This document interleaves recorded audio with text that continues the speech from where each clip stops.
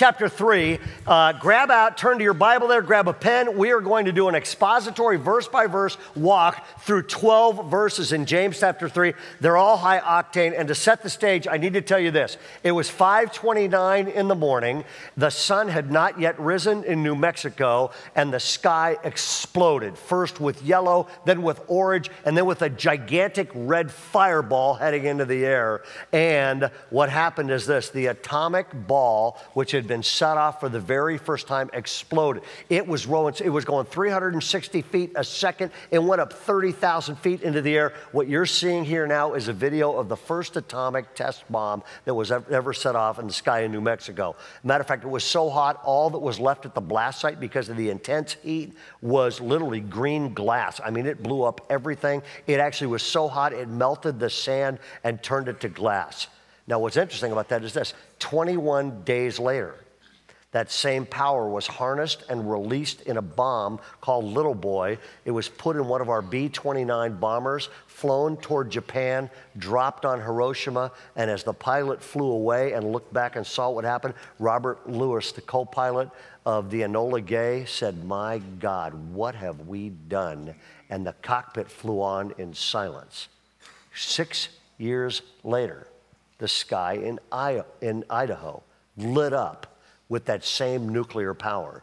This time there was no mushroom cloud, no explosion, no sand turned into glass. This time, the reactors, the same, it was electricity. And the lights in the town, for the very first time, were powered by nuclear energy. And it was, I mean, think about it. It came from the exact same source, the exact same reactors, the exact same uranium, with a little different. And today, about 20% of the power that lights up homes comes from that kind of energy. Now, you think about it for a second. Amazing. The exact same uranium, the exact same chemical process can absolutely destroy and wreck a city, or it can light up a city. The exact same materials can cause instant death, instant pain, and instant sorrow to those who were witness to it, or that exact same stuff can bring light and life and generate powers for hospitals and homes. That is exactly what James talks about in chapter 3. He says, you actually have a weapon. The weapon you have is more dangerous than any atomic weapon. And if you know James chapter 3, he's talking about the tongue. And he is literally saying, you carry around in the cockpit of your mouth a human tongue, and from that, it can set the world on fire and create havoc and destroy lives and relationships, or it can create light and healing and warm up a home. And James goes after this in chapter 3. And it's 12 verses with one theme. And here's the theme: the incredible power of the words you use. Okay? And now, by the way, we're going to go after this, but this is going to be, how many of you know already I'm going to need this passage? Okay? How many of you are going, I might not need it, but the person next to me, they need it. Now, you know what's interesting is, this is bad news, because would you agree? We are a nation of talkers. Would you agree? Yeah. I mean, we got talk shows, we got cell phones, all this kind of stuff. Matter of fact, the average American male, if you're an average American male, you will speak enough words in 1 year to fill 66 books, 800 pages long. Let me put a chart up here. This is fun.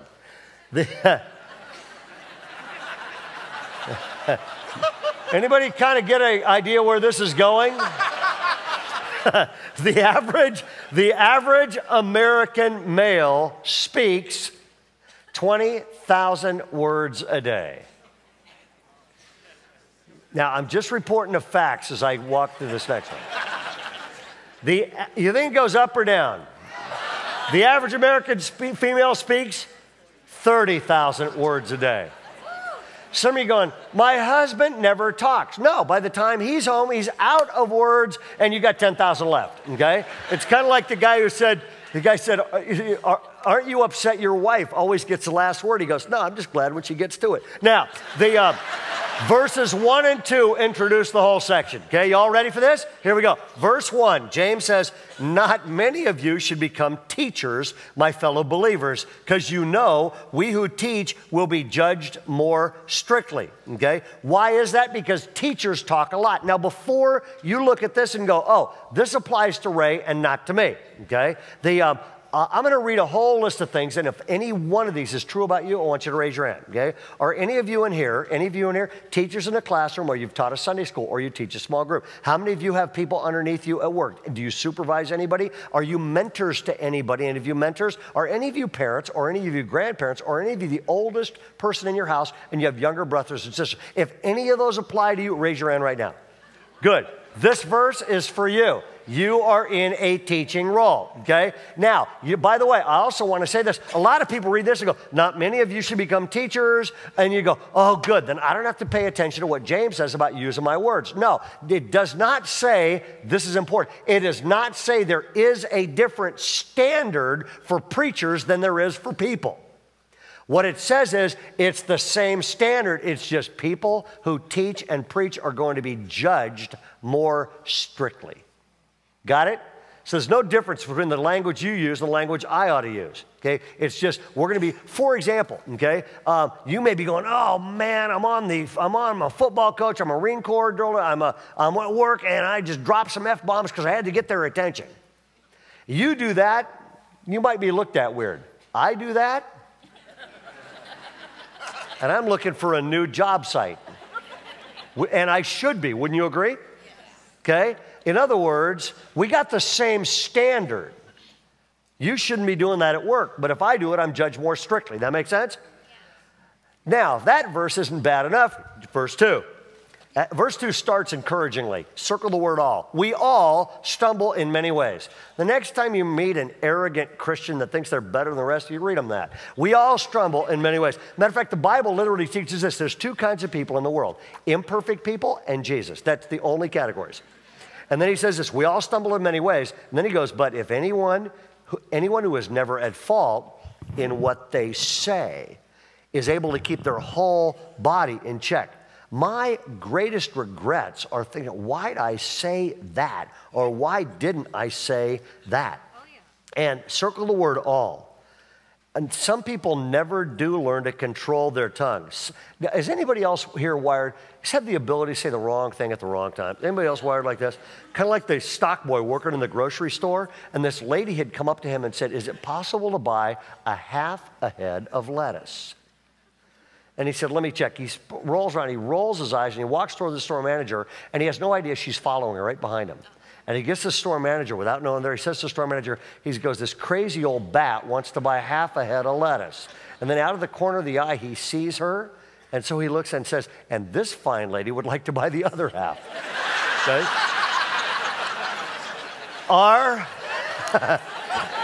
Our mouths get us in a lot of trouble, don't they? Okay? So what James does is he has two intro verses, and then this, James is brilliant. You're going to love this section. The next 10 verses, James gives 6 illustrations and makes 5 points, all about the power of words, okay? And he gives 5 reasons I need to get control of what I say. Number 1, he says this, words are small. The tongue is small, but it's powerful. And then he gives 2 illustrations. He says, man, it's small, but it's powerful. He goes, number 1, consider a horse. He goes, we put bits, circle the word bits, tiny little bits in the mouths of horses that can weigh thousands of pounds to make them obey us. We can turn the entire animal. He goes, man, you can have this huge 2,000-pound stallion, put a little tiny girl on top of it, and if there's a bit in the mouth, she can actually control the entire horse, which could kill her. Let me give you another example of this. We just had the privilege of being in Israel for 10 days. It was incredible to walk where Jesus walked. The Bible comes alive in living color in some fresh new ways. Matter of fact, how many of you have been to Israel? How many of you would love in the next 5 years to do a trip like that. We're just having meetings. We're going to do one trip a year so that everybody can either go on the Apostle Paul trip or the Israel trip. We'll let you know when those are coming, okay? Because I went over there and I went, there's just no better way to deepen your appreciation for the Bible. And what happened is this. We were actually on the Mount of Olives. And the Mount of Olives, I mean, is where Jesus spent a lot of time. It overlooks Jerusalem. And we're on the Mount of Olives. And we had 90 people with us. So the first group, group one, took their picture. I was in that group. So we took their picture on the Mount of Olives overlooking Jerusalem. The second group, which I'm not in, comes up there. And they're standing there. So I look over at the corner of my eye. I see a camel. And I think, I would love to get a picture of me on a camel. I've never been on a camel. I think it'd be a kick thing. Has anybody got a picture of you on a camel? A whole bunch of people. So I say to the bus driver who spoke every language imaginable and was one of those force of nature guys, I go, do you think it's possible for me to get on that camel, get my picture taken? He goes, my brother, anything is possible here in Israel. He grabs me, we go over. He says something in some language to whoever the camel owner is, in Bedouin, I think. He says something to this guy, and the guy says something like, yes, and so the guy then says something to the camel. The camel then gets down on knees, whatever camels have, okay? It gets down. That, I whipped out my cell phone and took that picture. That is the camel on its knees waiting for me to get on. So the guy goes, get on. So I get on, and I get on the camel, and then I'm going, quick, somebody take a picture and get me off this thing, okay? And so the camel stands up. By the way, camels they don't stand up like this. Which end gets up first? The back of I had no clue, man. I'm on this camel, relaxed. All of a sudden, wham, you're flipped upside down. You grab this thing, the camel stands up, and then what happens is, I'm like, get a picture of me and get me off this thing. The guy who owns the camel, I don't think speaks English or not very well. So he grabs the reins of the camel and he goes, we go on walk. He grabs this camel, and the problem is there is no like camels are of Israel paths, okay? There is a very busy street, which he grabs his camel and just without looking for traffic, walks out in the middle of the street. Cars are stopping, buses are stopping, total strangers are taking pictures. It's insane. And while this is going on, our other 45 people are standing there, and a photographer is getting ready to take their picture on the Mount of Olives overlooking Jerusalem. And then the guy who owns the camel goes, we get in picture. Walks me behind the 45 people and then snaps this picture.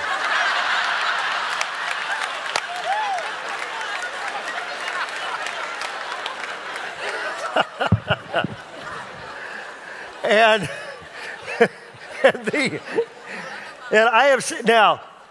I am not relaxed. And the reason is this. This is the Mount of Olives. They call it the Mount of Olives because it's a mountain. I am on this camel behind these guys. There is about a 150 to 200 foot drop right there. But I'm protected by a 12-inch high wall. And I'm going, this camel, if he gets mad, could just go boom, and you're gone, okay? And then it was interesting. I survived that. The guy goes, we go back now. I'm going, thank you, very good. So he takes me back. The camel dismounts, and then I get off, okay? I'm never doing this again. And what I realized is this, that camels are ornery. Wouldn't you agree? Camels are ornery. I don't think they like to be ridden. They certainly don't like going out in traffic. That camel went everywhere that guy took it because he had a guiding thing. Okay, that's exactly what he's saying here. He says, man, it's like a bit in the mouth of a horse. He goes, it'll control things. Second is this. He says it's like a ship's rudder. Verse 4, or take ships as an example. Although they are so large and driven by strong winds, they are steered by a very small rudder wherever the pilot wants to go. The Queen Mary has 3 acres of recreational space. Check that out. Matter of fact, how much does the anchor weigh? It's equal to the weight of 10 cars. Yet that entire thing is steered by a small rudder, which keeps it on or off course. And here's what James is saying. Words are a big deal because the words you speak set the tone and direction. He's saying rudders direct, bits direct. Your words will set the direction for your marriage. Would you agree? Your words will set the direction for your kids. Would you agree? Have any of you ever had somebody say something to you and it was so positive, it helped you set direction? Have any of you ever had somebody say something to you, a parent or whatever, and they said something to you and it was so cruel, it derailed you for a while? That's how powerful words are, okay? James says it will set direction. He says they're small, but they're very powerful. Then he goes and says this, they're small, but they can be very destructive. He goes, they're small, but they can be destructive. Verses 5 and 6, he goes, likewise, the tongue is a small part of the body, but it makes great boast. Consider what a great forest is set on fire by a small what? It's his third illustration, spark. Circle the word spark. Okay, in 1983 in Australia, one of the biggest fires in the history of the world happened.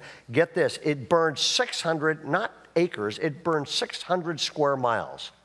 Houses, livestock, lives were lost, okay? The whole thing was started by a single match.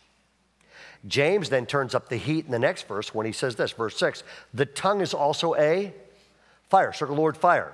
He goes, a whirl of evil among the parts of the body. It corrupts the whole body, sets the whole course of one's life on fire. You can burn up your future with the wrong words. And then he goes, and itself is set on fire by hell. And if you're sitting here going, wait a second, that's a little bit strong, isn't it? Okay, you know what? I've been in counseling sessions where a couple will say, he said this, and then she said this, and then I said this, and then all hell broke loose because of words. And James is saying words like a small spark can catch fire and destroy who you are and what you have. Words are small but destructive, small but powerful. Number 3, would you agree with this? Words, the words we use, it's tough to tame. Tough to tame. And he goes, let me talk about a zoo. And he used another illustration. All kinds of animals, birds, reptiles, and sea creatures are being tamed that have been tamed by mankind, but no human being can tame the tongue. It's a restless evil full of deadly what? Of deadly poison. Yeah, a buddy of mine used to live near the San Diego Zoo. He said they don't talk about this because they don't really like this public. He goes, but animals are breaking out of their cages all the time. He goes, zookeepers get there early to get animals back in their cages if they've broken out at night. He goes, especially embarrassing to the San Diego Zoo was a great ape who was very smart, who kept breaking out of his cage, and literally, Ed the ape, and it was embarrassing occasionally because occasionally they would find Ed the ape outside of his cage, posing for pictures with tourists in front of his cage, okay? James says the tongue is like a wild animal always looking for escape. And then look at the last 2 words of that verse. He says it's a restless evil full of what? Deadly poison. Circle the words deadly poison. You know what he's saying here? That's the Greek word, and it's actually the word, same words in Greek for snake venom. He goes, if you're not careful, words can be snake venom. What does it mean by that? Comes out of your mouth and just a few drops can kill you. Have you ever heard this phrase? Sticks and stones can my bones, but will never hear me. Whoever wrote that is an idiot. I probably shouldn't say idiot in this. Whoever wrote that was unwise. They're an idiot. I mean, if you think about it for a second, you're going, sticks and stones can break your bones. Raise your hand if you've ever had a broken bone. Okay, well, put them way up. Almost everybody in here, okay? You know what's interesting is broken bones heal. I got scars. I mean, I played basketball, baseball, blah, blah, blah. I got scars. I've had operations. Matter of fact, has anybody here ever had a knee operation? Raise your hand, knee surgery, okay? Matter of fact, talk to them. Every single guy in here who's ever had knee problems, every guy has the same story. Would have been a pro except for my knees. I mean, why? You just talk to you guys afterwards, okay? And you know what's interesting, guys? I got scars, I've had operations, I've had broken bones, all that kind of stuff. And years later, they're pretty much healed up, and all they make is great stories. All the wounds from words, they don't heal up so well, do they? They don't stitch up very well, and they don't make great stories. They are painful memories. It's deadly poison, and the tongue is tough to tame. And a few drops can kill you and derail your life. And then he goes on and he says one other thing. He goes, it's your tongue, your words will delight or destroy. He goes, it's crazy, like a nuclear explosion. like nuclear power. It can light up a city and warm a house, or it can destroy one. And then in verses 9 to 10, he says this: with the tongue we praise our God and Father, and with it we curse human beings who've been made in God's likeness. Out of the same mouth come praise and cursing. My brothers and sisters, this should not be. He goes, don't come to church and praise God and then go out and trash people. And he really is saying it's tough to tame, and it'll delight or destroy. It's kind of like the old story. Anybody here raised in the South? He goes, there's an old story about a boy in the South whose dad got fed up with their lawnmower and finally bought a new one. And the son said, hey, can I sell our lawnmower? And the dad said, yeah, get rid of that stupid thing. So the kid writes a cardboard sign, lawnmower for sale, and goes and sits on the corner. And about an hour later, a Baptist preacher walks by. Why Baptist preachers are in every joke, I don't know. But a Baptist preacher walks by, and the Baptist preacher says, hey, son, does that lawnmower run? And the kid says, yes, sir, it sure does. So the preacher starts yanking and yanking and yanking and yanking and yanking on that cord, and 10 minutes later, after about his 500th yank, this preacher is wet with sweat, and he looks at the young man and says, I don't think it starts. And the kid looks at him and says, mister, you got to cuss at this mower to get it start. That's how my daddy works it. And the preacher says, son, I've been a Baptist preacher for 18 years. I've been preaching the gospel for 18 years. I haven't sworn in 18 years. And the kid says to him, you keep pulling that string, it'll come back to you.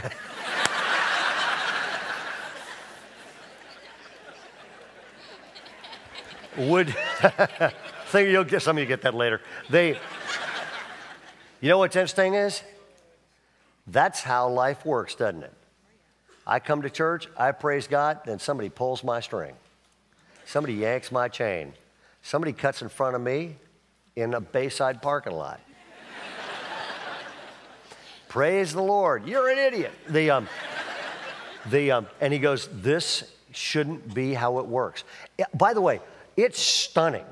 Kurt, myself, Lincoln, or whoever, one of the things I love about Bayside is, watch this. How many of you are on social media of any kind? Facebook, Twitter, Instagram, anything, okay? You know what's been a blast? A lot of people have figured out the best way to spread the Christian faith is take messages and quotes and just put them out there. And so we got more people going, this was awesome in church, or this quote from Pastor Ray or Pastor Kurt, or whatever, and it gets sent out there, which means it gets multiplied by thousands and thousands. It's a great thing. So occasionally somebody will go, hey, this person mentioned your sermon, so I'll go online, I'll go, how cool is that they mentioned me? And then I go, I wonder who this is. So I start going through their Instagram pictures or their Facebook stuff, and all of a sudden you're going, whoa, this sermon was incredible. And the next 6 pictures, they're at a club. Okay?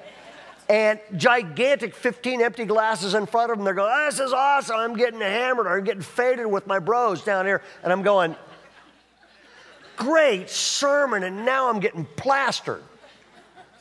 And I'm going, do you have any idea what you're communicating?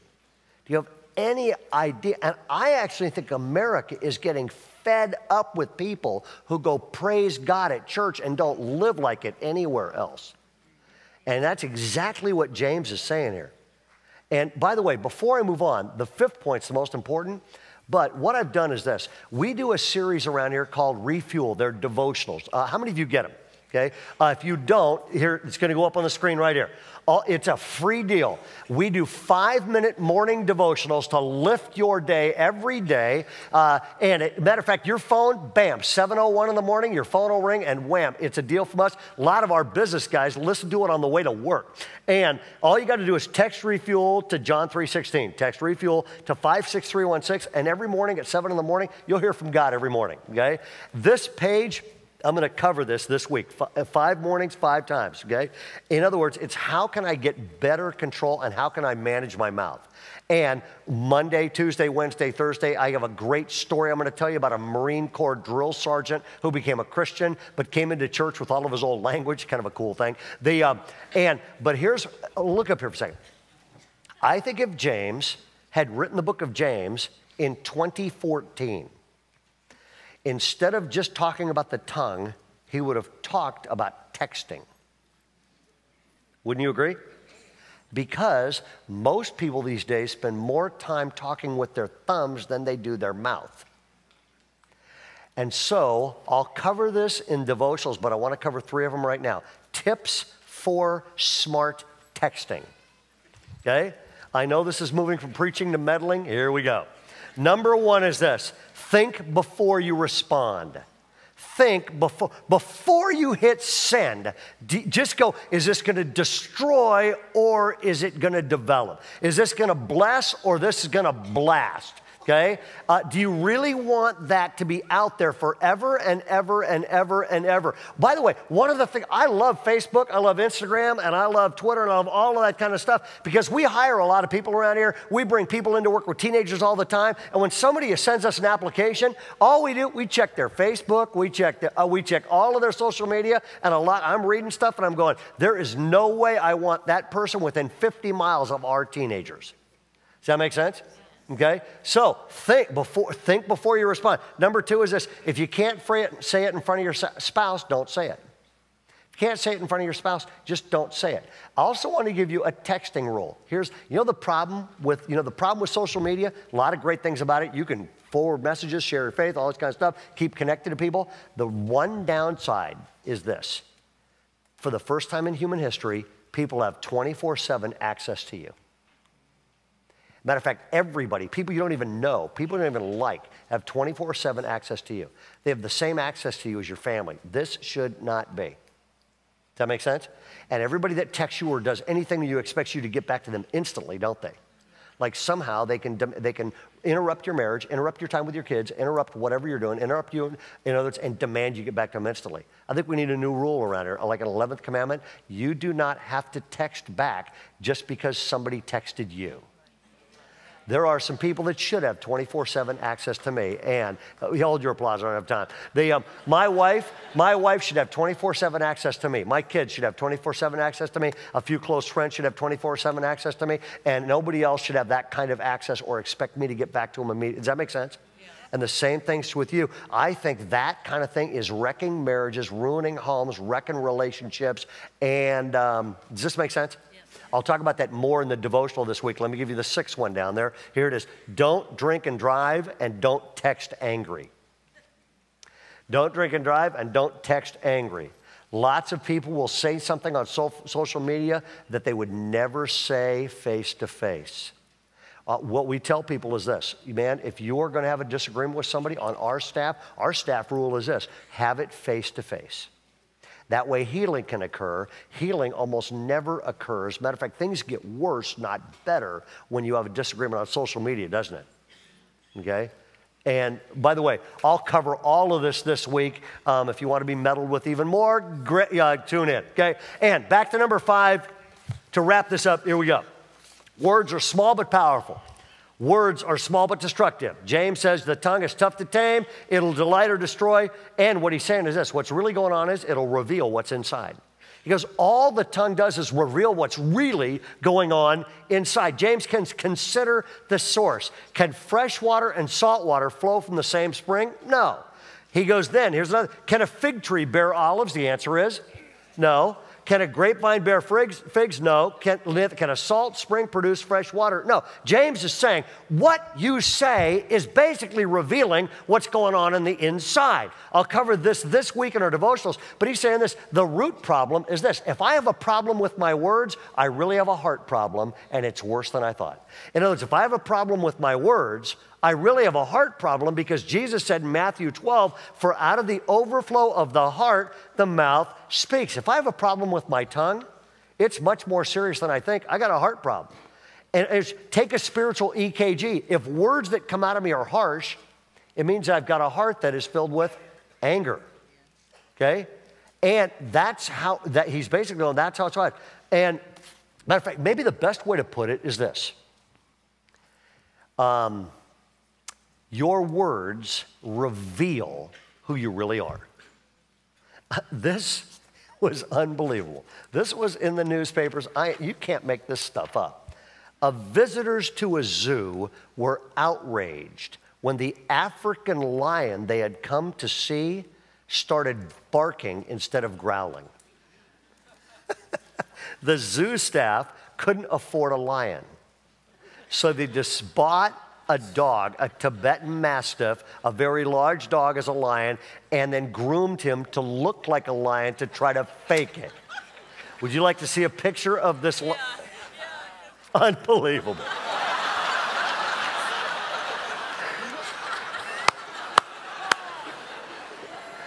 Is that awesome? Now, the problem is, by the way, does that look like a lion? That looks pretty much like a lion to me. Matter of fact, if I had that lion, if that dog walked out on stage here, people would be screaming and running out here, okay? I'm actually thinking about getting one for my backyard. You know what's interesting is, and there's everybody, people had gone, for weeks people had gone, saw the lion, wow, looked at the lion, all this kind of stuff, and it looked like a lion until it barked. In other words, it looked like the real thing until it opened its mouth. That is exactly what James is saying. I may look like the real thing. I may look like a Christian. I may look like the genuine article. But if you want to know who I really am, wait till I open my mouth, and then you'll discover what's on the inside, which means this: the only real solution for God-honoring living and great relationships and healthy homes and a healthy church and a healthy life and good friendships is this: I need a changed heart. I need a changed heart. That's why the psalmist, David, wrote in Psalm 51, create in me a clean heart. And John, if you want to come out, this message isn't done. By the way, raise your hand if you're going, I probably needed to hear this. I'm with you. This message isn't done because Monday through Friday, we will continue to go after this, because I actually think this: if Christians in America ever got their words right, our reputation would change and people would flock to Christ because they're going, that's exactly what we need. Would you agree? All God's people said? Amen. Amen.